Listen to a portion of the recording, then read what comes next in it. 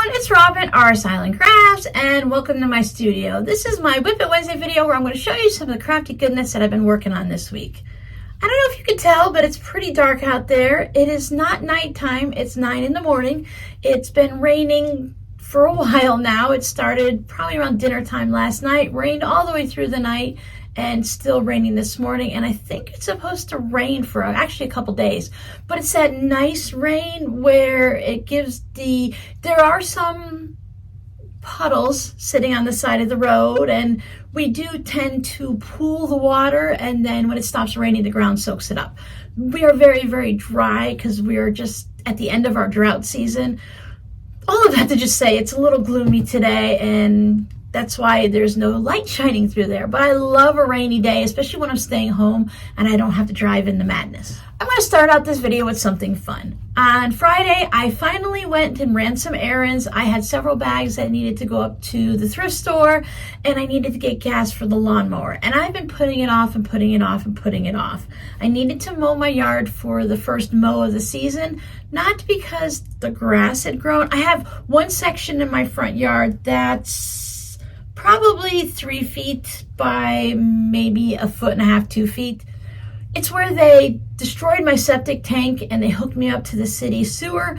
And when they brought in the fill dirt in between all of the rocks, don't get me started on that plumber guy, they brought in a lot of rocks, but in between the rocks there was some other grass, and that grass grew beautifully in my front yard.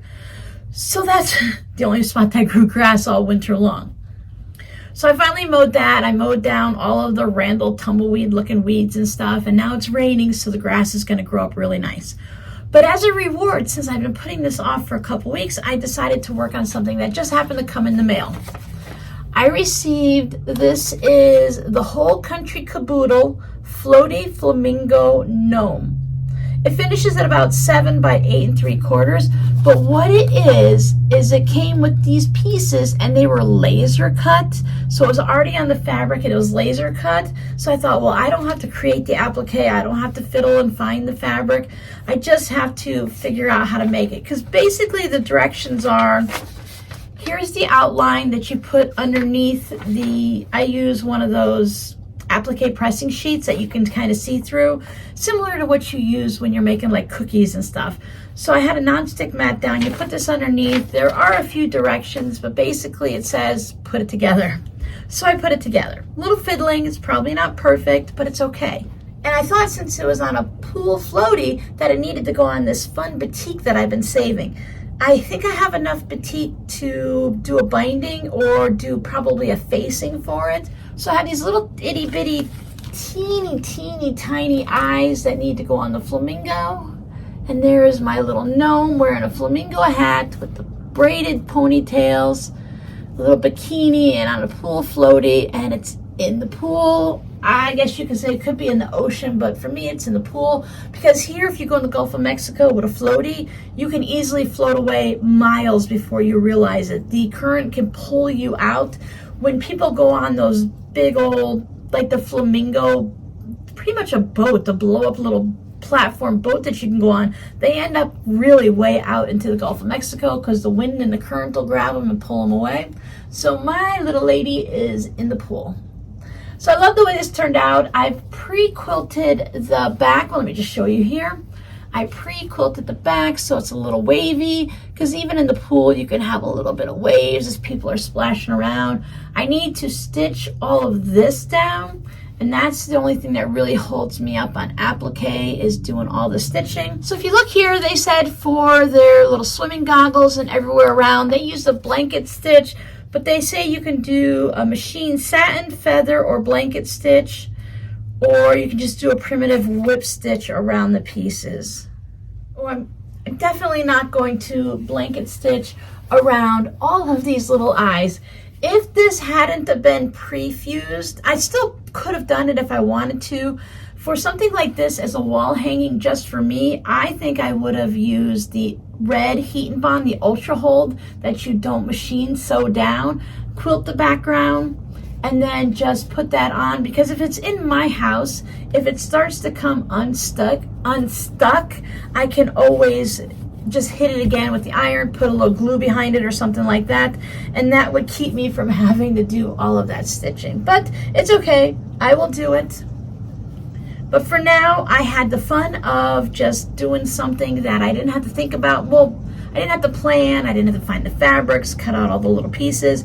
It was all there in a kit and caboodle from the Whole Country Caboodle. I imagine, I looked this up and you could find this online. I just looked by this picture here. I looked up Floaty Flamingo Gnome, and there's a lot of these out there. I don't know if it's just from them or if they're selling it with their name on and other websites. But either way, a quick Google search and you can find it. So after you're done, if you wanted to make another one, there are the basics, because this is where it shows where everything overflaps and, you know, overlays and stuff like that. So you could save this and then go ahead and make another one by just figuring out all of your pieces and then just applicating them down with heat and bond like you normally would. So once you've done it once, you don't have to throw it away or share it or do whatever. You can always make another one if you'd like. I'm sorry if you can hear the rain, but I need to get this video done this morning, and it's going to rain for days. I'm kind of stuck with it, so I hope you enjoy the sound of the rain. It was a nice relaxing rain with a little bit of thunder. I did shower in between waves of lightning, like hurry, hurry, hurry, because I never shower when it's lightning out. We're usually within 50 miles from me because the lightning can reach that far here, so we have to be really careful. So there you go, that's what it's looking like right now. It's a rainy, dreary day, and it's just gonna be a great day to open up these curtains and just enjoy the sound of the rain. I have quadruple checked, and I will check several times throughout the day because I still have a tarp on my roof.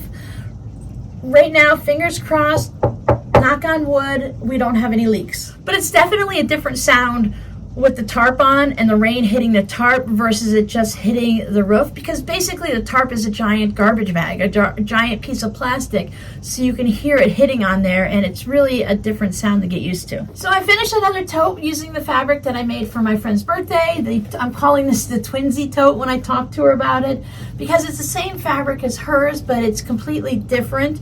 If someone, I was joking with her that since this matches hers, and I probably won't make another one just like this, just based on the amount of fabric I have left over, that if someone were to buy this out of my Etsy shop that lived in the same town that she does, and it'd be really kind of funny to bump into each other and be like, oh, you know Robin? Oh, I know Robin. You've got that bag? I got that bag. Ah, ha, ha, ha, ha.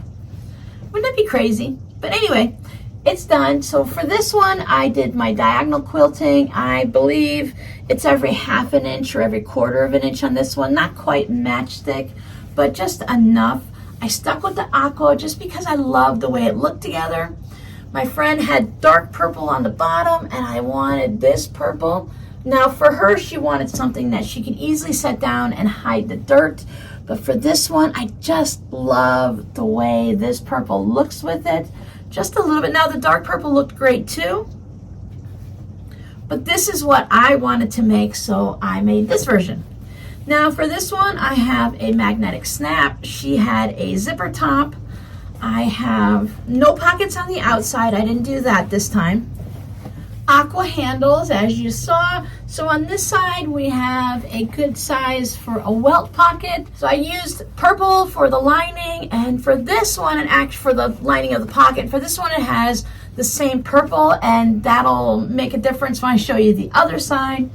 So on this side, I put a large zipper pocket. Purple zipper, so that's why I used the purple fabric. I didn't have another aqua zipper. I have one that's a really, really long one, and I want to save that for a project that needs this long of a zipper instead of cutting it down so it's from this short one here.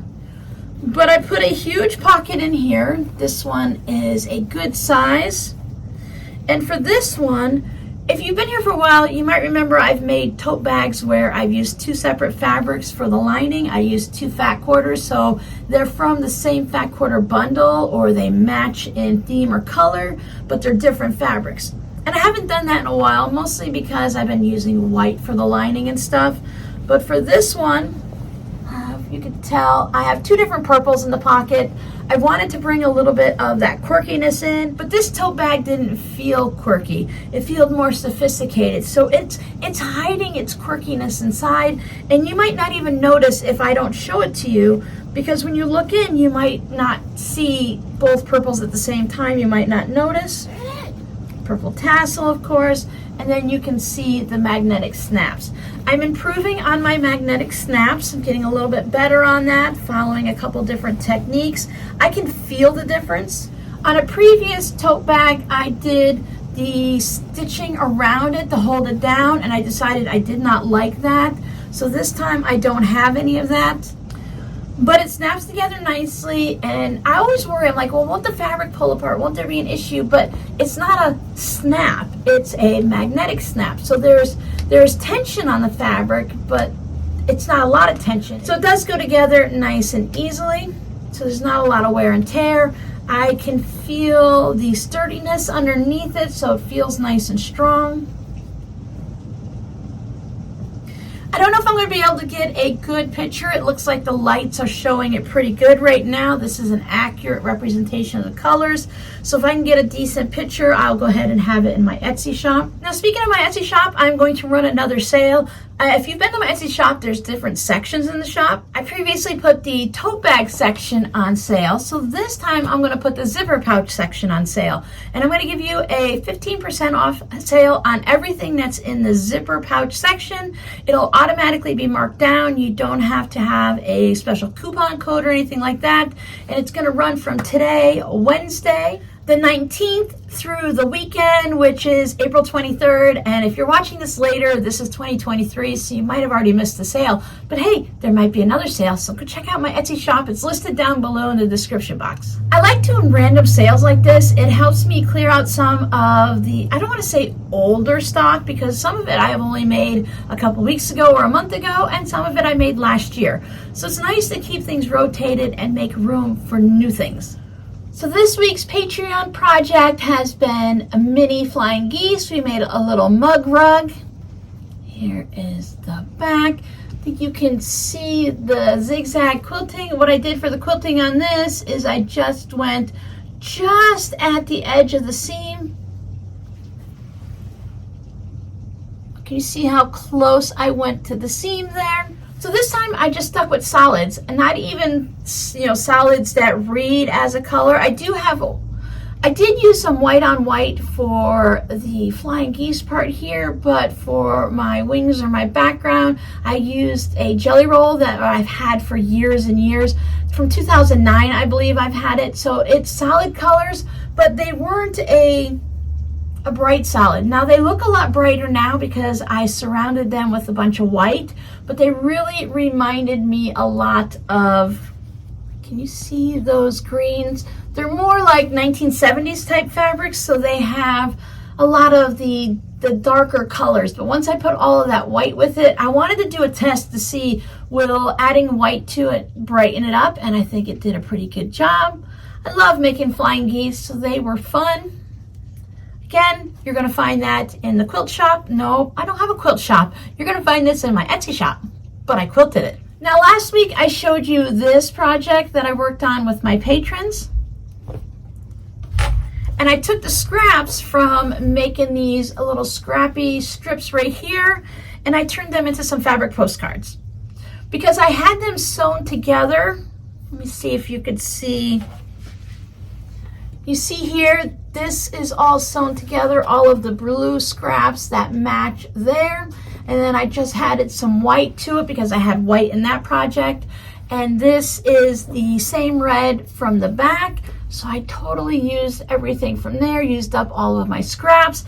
And I made 2 fabric postcards, red, white, and blue, perfect for 4th of July. I don't know what I'm going to do with these yet. I might just save them for my patrons, so when I send them out their monthly fabric postcard, maybe they'll get one of these for the 4th of July. or I might send them off to some friends. When we were working on a live stream and we were playing with the scrappy triangle bits that we had left over, I had put this onto a gray background just to show how you can easily glue them or applique them down and turn them into a mug rug or quilt blocks or whatever. I took mine and I cut it down so that I just had this gray bit here, and I put it onto a fabric postcard. So here are my leftover triangle bits. Here is the gray background that I glued them to, and then I just added some white to it, and it kind of reminds me of like a window. There we go.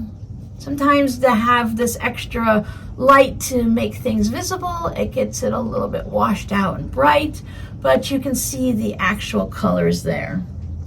Bunch of straight line quilting to it. So I had a lot of fun making this. I just glued everything down with a glue stick, and I think this was the last of my fusible fleece. So it was easy to just hit that with the fusible fleece, which made it glued down to that, and then I can just go crazy with my straight line quilting. Now for this project, when I took my jelly roll strips, instead of cutting specific sizes that I needed for the project, I just cut the big chunks off. That was probably an inch more than I needed to, which of course left me the scrappy bits from that. So I had to do something with those.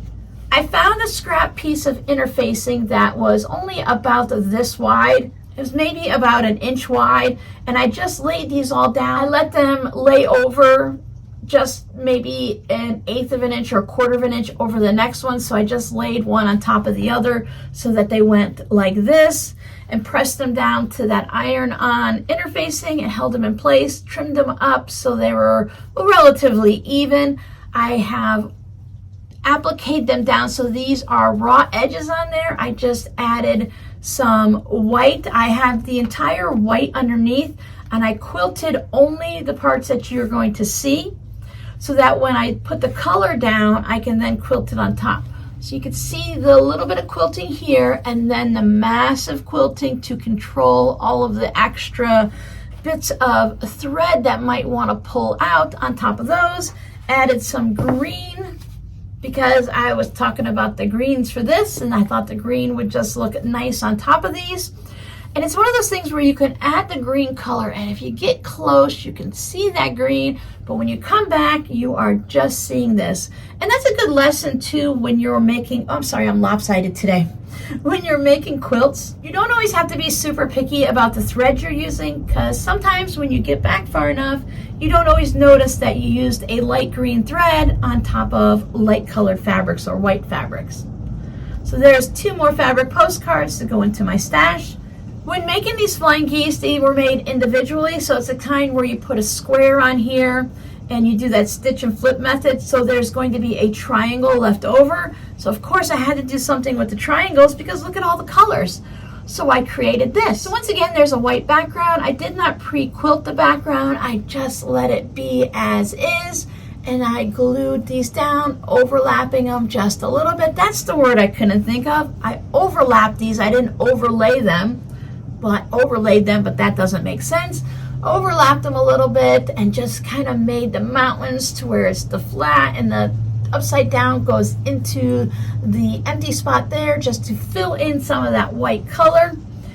This is either quilted in white or silver thread, probably white. I was trying to use up the last of a white spool because I ordered one of those, the large cones, and I just wanted to get rid of the last of that white, so I used it on here. But I went with some orange thread to do my stitching around to hold everything together. So I like the way that came out, but I still had more. So I made this. I really love the way this one is. I went into the basic rainbow on the white background, and if you check out the quilting, really close together, and the quilting just goes like this, and I just kept quilting it in that little slight curve of the arc there. I stuck with the orange thread to go around the edges to hold it all together. I love the way this turned out. So this was a great way to use up those little bits of scraps. Again, I overlapped them, tucked them underneath so you don't see the points. And most of that is because I didn't want to have to deal with that little bit of a point. I wanted to get enough color on. And if I'd have put them on so that the flat bottom was just touching the point of the triangle there, then I wouldn't be able to get all those colors on. So by overlapping them, I got all those colors on, and I just love it. And of course, a rainbow against the white background is always going to make those colors pop nicely. 1, 2, 3, 4, 5, 6, 7 fabric postcards this week. I had so much fun making them. It just felt good. I didn't get to play a lot in the last few months. I had just no reason for it, just sometimes the way things happen. And while I enjoyed making like the tote bag and stuff, and I can consider that enjoyment and playing a little bit, but I didn't play with fabric and just rearrange things and just see what you can come up with by like maybe making something like a crumb thing and playing with the fabrics to see what you can come up with versus tossing everything in the trash. So your scrappy word for today is weather. Now I know some of you guys have been getting snow. Some of you are getting snow and rain that turns into one or the other and goes back and forth. You can see my weather. We are not in the area that got that 25 inches of rain. That's Fort Lauderdale on the East Coast. They had weather coming in off of the ocean, so they had lots of rain coming that way, and it never actually came across the state. Florida, when you look at the map, is really only this wide. I'll put here how wide Florida is in miles, but really, I think it's like 4 hours for me to get to Miami, so it's only about this wide, but the rain went up Florida instead of across Florida, so this is not from them. So hopefully they're not getting this rain because they had that 25 inches and then it rained again. The sides of my road now have puddles in it because of the road is like this, so it curves down from the center so that the rain washes off. So I have what we call rivers going down the side of the roads right now. So I'd say before lunchtime, it's going to cover the road and it's going to be that much rain. And it's just because it's so dry. The ground is hard. So it's really compact. So it's going to take a bit for this to soak in. But once it stops raining, it'll soak right in and it won't be a problem. I'm pretty sure at this point that there's also a river going down the side of my yard and down my driveway. And I'm not talking river. I'm talking just a stream, I should say. So it's really nice to have this rain. It's going to be great to sow. So I'm really grateful that we're getting this rain, and I hope everyone's roofs are withstanding it. I know a couple people have had some leaks and buckets underneath their roof. You know, send out good wishes to everyone. If you can add a little extra for me, that would be great. But so far, so good. Everything looks okay. I'll just keep a check on it and watch it. If there needs be, I have more tarps to throw on top of the tarps that are already up there. But hopefully we're okay. That's a pretty hard downpour. So don't forget that the zipper pouches are on sale right now. They're on sale when you see this video, and it'll run through the weekend. So by the time Monday morning comes, the sale will be over. I did it that way so that anyone who wants to grab a zipper pouch that they've had their eye on, they can grab it now. And if you have to wait till payday on Friday or over the weekend, you'll have that time to get it. But by the time we hit Monday, then the sale will be over. And next month or the month after that, I'll put another item on sale. I really enjoy this, and I think we'll do a rotating sales like this, whether they're 10% off or 15% off, and I'll just try to keep doing special things. So the less I have to pack up when it's time to move will be the better. Plus, I like to put new things in the shop, so it's good to move some of the previous items out. I have a few more surprises coming up for the shop. Once I get them organized and figure everything out and how to get them listed, I'll go ahead and do either another Whip It Wednesday or a separate video to let you know about those. Thank you guys so much for hanging out with me. Thank you so much for supporting me, and I will see you guys on Friday for our live stream at 3 p.m. where I'm going to show you a different way to do a square in a square project. Bye!